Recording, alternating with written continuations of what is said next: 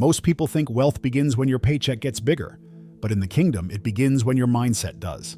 You see, the world teaches you to chase money. God teaches you to manage it. And that difference changes everything.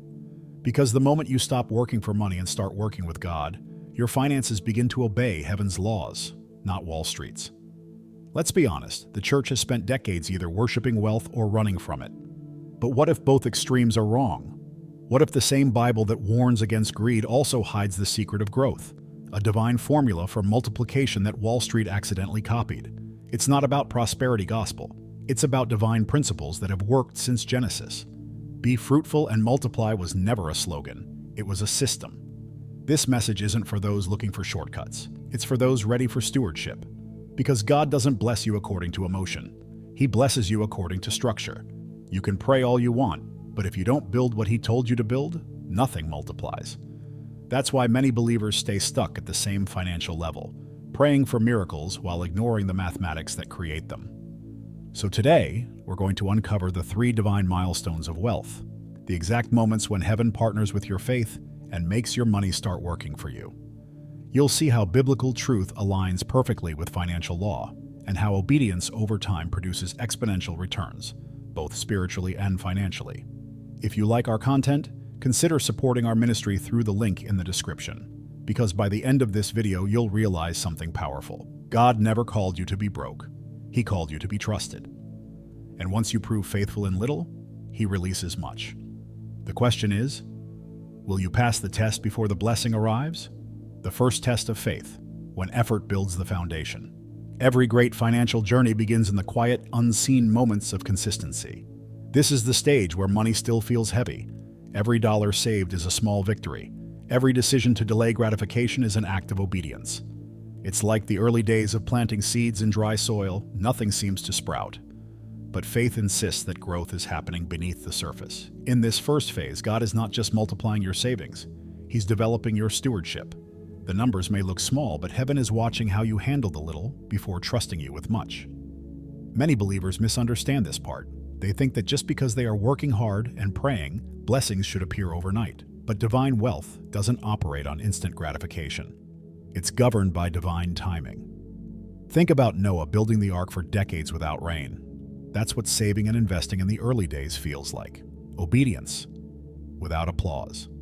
When you keep giving, saving, and managing your business with integrity, you are building spiritual and financial muscles that compound over time, even when progress feels invisible. This is the $100,000 phase, the foundation. Most people give up here because the results look too small compared to the effort, but Proverbs 13:11 says, "Wealth gained hastily will dwindle, but whoever gathers little by little will increase it." This verse isn't just ancient wisdom, it's a financial principle. God blesses those who gather steadily, not those chasing shortcuts. Every small act of discipline is a declaration of faith that says, "I trust God's process more than my impatience." At this stage, the effort still outweighs the reward. You might feel like you're the only one pushing uphill, while everyone else seems to be moving faster. Yet this is exactly what builds the foundation for divine acceleration later. Remember, in the parable of the talents, Matthew 25, the servant who multiplied his portion was called faithful before he was called prosperous. God always tests character before abundance. The waiting season is never wasted. It's preparation disguised as delay. Practically speaking, this is when you learn to manage your resources intentionally. Instead of asking, "How much can I make?" start asking, "How much can I manage wisely?" Build a simple plan. Set aside 10% for tithing, 10% for saving, and invest the rest with purpose. Study great investors, not to copy them, but to understand principles. Read Proverbs daily. It's the original book of financial wisdom. The point isn't how fast you make money, it's how deeply you learn discipline under pressure. And here's the divine twist most people miss. God doesn't just watch how you build wealth. He watches who you become while building it. This first test is not about reaching the $100,000. It's about becoming the kind of person who can handle it. Once you master this stage, the laws of heaven and the laws of compound interest begin to align in your favor. Because the moment faith becomes stronger than frustration, the foundation is finally ready for multiplication. The season of grace, when God multiplies what you've sown. This is the phase every believer dreams about, but few actually reach, because most people quit right before this season begins. After years of saving, investing, giving, and doing business the right way, something shifts in the spiritual and financial atmosphere. What used to grow slowly starts growing faster. What used to depend 90% on your effort now starts depending more on what God is doing behind the scenes. This is when your money begins to make money. It's not luck, it's harvest. It's Proverbs 3, 9, 10 in motion. Honor the Lord with your wealth, then your barns will be filled. In this season, God is not just adding, He is multiplying. You can feel the difference because the returns start outpacing the sacrifices. Before, you were putting in $500 a month and thinking, will this even matter? Now you look at your investments and realize the growth itself is bigger than what you can contribute monthly. That's the divine pattern. First obedience, then overflow. Galatians 6, 9 becomes very real here. At the proper time, we will reap if we do not give up. The proper time is not random. It's when both your faith and your structure are mature enough to receive. Financially, this looks like the moment your assets start producing enough to cover real expenses. Maybe your portfolio begins generating $400, $600, $1,000 a month, and you realize, wait, this is paying part of my rent. That is not just investment, that is stewardship working. That is God rewarding constancy. You didn't get here by gambling, you got here by planting. And like in 2 Corinthians 9:10, God supplies seed to the sower and bread for food, meaning He gives you seed to reinvest and provision to enjoy. The wise keep sowing. The emotional spend everything. This is also the moment to be extremely intentional with purpose. When the money starts flowing a little easier, that's when the enemy tries to make you casual. Don't. Keep your plan. Keep giving. Keep investing. Keep saying no to what doesn't build your future. If your business is finally profitable, don't kill the momentum buying things just to look successful. Use this season to position yourself for the next milestone. Reinvest profits. Diversify. Study dividend-paying stocks, real estate funds, and kingdom ventures that make money while you sleep. Grace multiplies what structure sustains. Spiritually, God uses this stage to show you that He was never slow. He was strategic. He let you feel the weight of the beginning so that now you value the lightness of multiplication. Now you understand Jesus' logic in Luke 16:10. Whoever can be trusted with very little can also be trusted with much. You proved you could be trusted with $10,000, $50,000, $100,000. So heaven releases acceleration. What took 8 years to build can now double in 3. That's why this season feels like grace, because you are doing less and seeing more. But don't miss this. Grace was not meant to create spiritual tourists. It was meant to create faithful managers. God multiplies what you've sown because He wants to take you from survival to assignment. This season is not the final stop. It's the bridge. After you taste what it is like to have money working for you, God will introduce you to something even higher than multiplication. Purpose-based prosperity, where every dollar has a mission. And that, my friend, is where the real test begins, which is exactly what we will unlock in the next topic, the $1 million mindset, stewardship and purpose over prosperity. Reaching the $1 million stage is not simply a financial event, it's a spiritual awakening. By now, the believer has seen how money obeys divine laws just as seeds obey natural ones. What once looked impossible has become tangible proof that God's system works. Yet here, a new challenge emerges. The temptation to believe that wealth itself is the reward. But Scripture flips that idea completely. Deuteronomy 8:18 reminds us, "It is He who gives you the power to get wealth." The moment you start thinking you earned it alone, the same power that built can begin to fade. At this point, the question is no longer how can I make money, but why did God trust me with this? That's the essence of stewardship. You've graduated from managing scarcity to managing abundance, and the dangers are different. Greed disguises itself as ambition. Comfort starts whispering louder than calling. The millionaire who forgets his purpose slowly becomes a slave again, this time to possessions instead of poverty. That's why Jesus warned, "Where your treasure is, there your heart will be also." Matthew 6:21. Practically, this is the time to align every asset with assignment. If you own a business, treat it like a ministry disguised as a company. Ask how your profits can bless employees, families, and communities. Create systems that allow generosity to be automatic, tithes, scholarships, mission funding. Remember, in the kingdom, the goal isn't to make more money, it's to make more impact. Every dollar that doesn't serve purpose eventually becomes dead weight. The truly wealthy are those whose money preaches even when they're silent. This stage also requires a renewed mind toward risk. You now understand that fear and faith cannot share the same portfolio. God might ask you to sow into something that makes no sense mathematically, but is perfectly logical spiritually. Abraham left Ur without a financial plan. He had a promise. Likewise, there are moments when obedience will yield higher returns than any index fund. Wisdom doesn't mean avoiding risk. It means discerning which risks carry divine backing. And there's peace in this stage that no balance sheet can measure. You stop checking your net worth daily because your trust has shifted from numbers to the one who multiplies them. You give more, not because you can, but because you want to. You realize that you were never called to own resources, only to direct them. When stewardship becomes your lifestyle, prosperity becomes effortless. The same grace that once multiplied your work now multiplies your impact.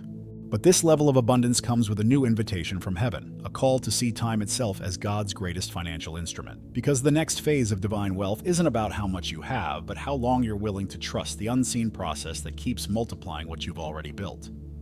And that is exactly what unfolds in the next topic. The mathematics of miracles. Why God uses time to test your trust.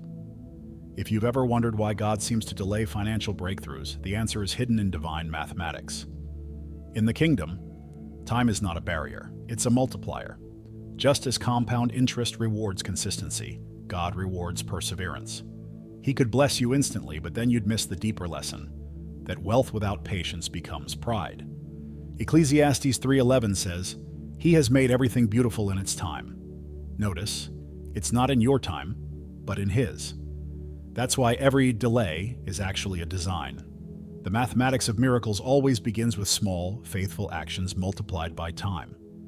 When you plant faith and discipline together, heaven calculates differently. You think in months, God thinks in decades. Just like in investing, most people quit before the curve bends upward. They say, "I've been giving, tithing, and managing my business with integrity, but nothing's happening."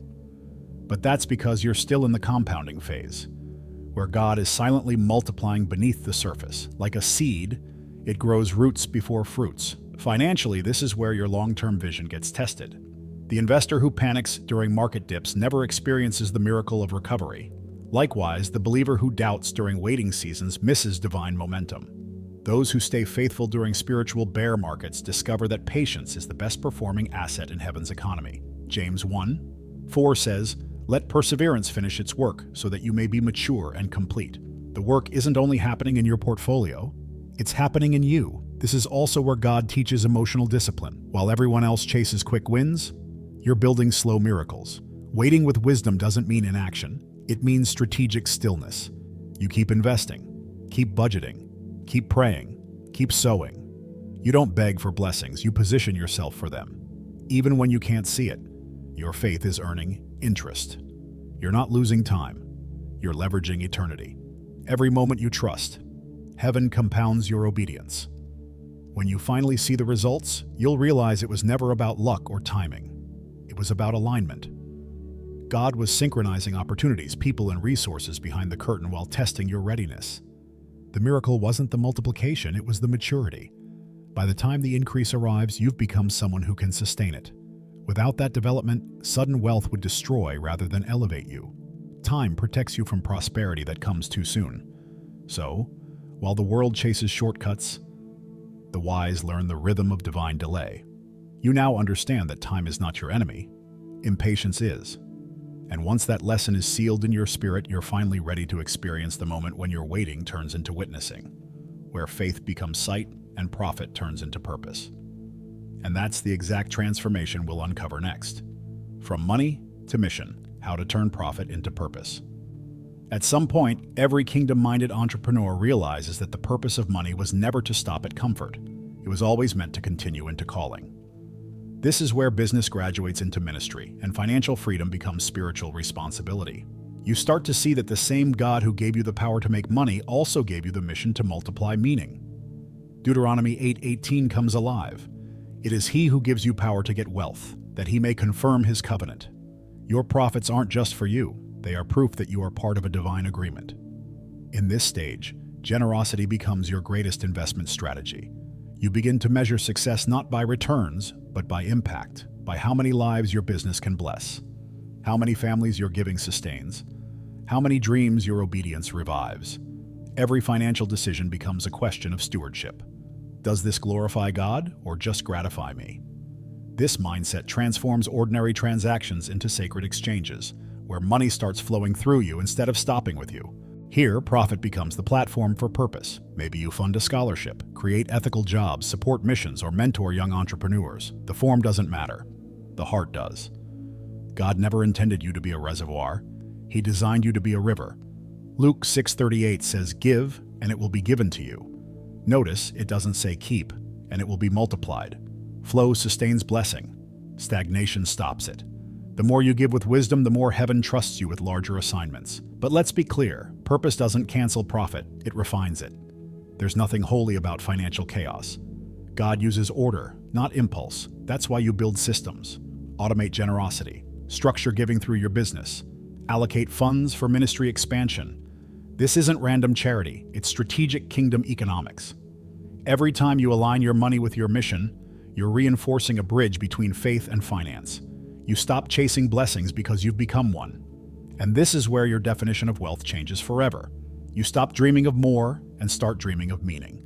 You realize that peace is more profitable than profit itself. You wake up excited not because of the balance sheet, but because you're finally aligned with what you were created to do, using business as a language to preach without words. That's when abundance becomes automatic, and impact becomes your inheritance. Still, even this transformation has another layer. Because before the full reward of obedience comes, there's one more test God places before every faithful steward. The moment when freedom begins to outweigh fortune. And that's what we'll uncover next, in the $650,000 revelation. The $650,000 revelation. When God teaches freedom before fortune. There comes a moment in every believer's financial journey when numbers stop feeling like goals and start feeling like grace. This usually happens around the time your investments begin to generate enough to cover real-life expenses, not abundance yet, but relief. It's the moment when your money begins to whisper, you don't have to hustle for every breath anymore. Yet instead of letting you rest in comfort, God uses this milestone to teach something greater than wealth, freedom, the kind that no paycheck or business deal can buy. At around $650,000, you reach a turning point where passive income starts replacing panic. Suddenly, losing a job or a client wouldn't destroy you. That sense of stability isn't just financial, it's spiritual. It's Philippians 4:12 in practice, learning to be content in both plenty and need. You realize that true freedom is not having more, but needing less. God begins to show you that financial independence without spiritual dependence is just another kind of slavery. This is the stage where generosity starts to feel natural and fear begins to fade. You start to make decisions based on calling, not survival. You can say no to projects that don't align with your values, and yes to opportunities that glorify God, even if they pay less. It's freedom from the golden handcuffs, the illusion that your worth is tied to your wage. The more you detach from control, the more control you actually gain over your destiny. Here, God often redefines your relationship with risk.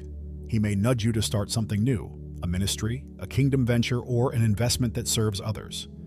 Because now you can take holy risks, not desperate ones. When your basic needs are covered, your faith becomes bolder. You can invest in people, ideas, and causes that carry eternal returns. In this revelation, your money stops being your master and becomes your messenger. Practically, this is where financial wisdom meets spiritual maturity. You learn to balance growth with gratitude, ambition with alignment. You build systems to protect what you've earned, but stay open to where God leads. Maybe you diversify your portfolio, pay off debts, or invest in passive income that sustains your mission. But you do it all with one question in mind. Does this decision keep me free? Because in God's economy, freedom always precedes fortune. This is the revelation few ever reach because most stop when comfort arrives. But for those who keep walking, this level of peace is just a prelude. God uses this financial rest stop to prepare you for something even greater, the moment when obedience meets acceleration and faith becomes the fuel for divine expansion. That's what awaits in the next stage, divine acceleration. Divine acceleration, how God multiplies those who stay faithful. Divine acceleration isn't luck, it's the reward of endurance. It's what happens when consistency meets covenant. Those who didn't quit in the silent seasons now experience supernatural speed. The same money that once crawled begins to sprint. The same business that once survived now scales. It's as if heaven finally presses multiply. But here's the truth. God isn't doing something new, he's simply amplifying what faith already built. Habakkuk 2:3 says, "Though it tarry, wait for it, because it will surely come." The waiting was never wasted.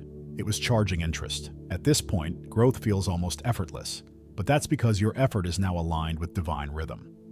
You understand markets, timing, stewardship, and most importantly, surrender. God doesn't just bless your hands, He blesses your timing. Opportunities begin to find you instead of you chasing them. Partnerships appear, doors open, investments grow, all because you stayed faithful when it made no sense. The compound effect of obedience finally becomes visible. Spiritually, this is the harvest phase of faithfulness. You can look back and see the divine fingerprints over every delay. What once felt like denial was actually direction. You realize that slow seasons were not punishment but preparation. And because you now carry wisdom, God can accelerate you without losing you. This is why He waits, so that when increase comes, pride won't. Proverbs 10:22 says, "The blessing of the Lord brings wealth, without painful toil for it." Notice, it's not toil, but trust that triggers overflow. In practical terms, divine acceleration looks like exponential results from the same level of effort. The business deal that used to take months now closes in days. The investment that grew 5% now multiplies 20%. The ministry that struggled for reach now impacts nations. This isn't coincidence, it's kingdom momentum. Your obedience created compound credibility, and heaven turns credibility into visibility. You are now walking in what others call favor, but you know it's just divine mathematics finally catching up. But acceleration is not permission to become complacent. It's a responsibility. God increases your speed so that you can reach more people, serve more effectively, and fund more kingdom work. This is the season to hire others, mentor new believers, and pour back into those who are still at the $100,000 phase. Because true acceleration isn't about leaving people behind, it's about lifting them up. The faster you rise, the more you're meant to pull others with you. And now, as you stand on the summit of every milestone, something powerful happens. You look back and realize the pattern wasn't just financial, it was spiritual. Faith became equity, obedience became investment, and time became your greatest partner. You didn't just make money, you made meaning. But every journey that began in effort and ended in purpose needs one final moment of reflection, a reminder of why you were chosen to prosper in the first place. That's what the introduction will reveal next. Every milestone of wealth is more than a number. It's a revelation. The first $100,000 tested your discipline, the $650,000 tested your trust, and the $1 million tested your purpose. Each season was never about money. It was about mastery.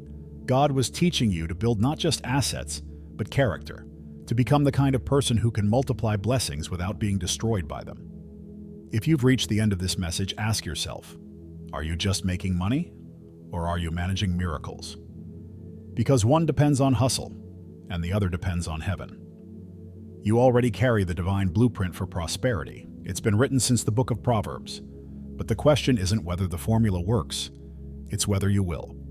Every seed of faith you've planted, every moment of obedience, every dollar used with integrity, it's all part of your spiritual portfolio. You are not behind. You are being built. The harvest doesn't arrive when you feel ready. It arrives when God knows you can handle it. Write in the comments, "I'm ready for divine acceleration in my business," and watch how this powerful declaration begins to shift the course of your business and your finances from this day forward. So now it's your turn. Take what you've learned, act on it, and start walking like the steward you were always meant to be. If this message has spoken to you, consider supporting our ministry through the link in the description and subscribe to the channel so we can keep growing in wisdom, purpose, and prosperity together. Because when your money starts working for God, it never stops working for you.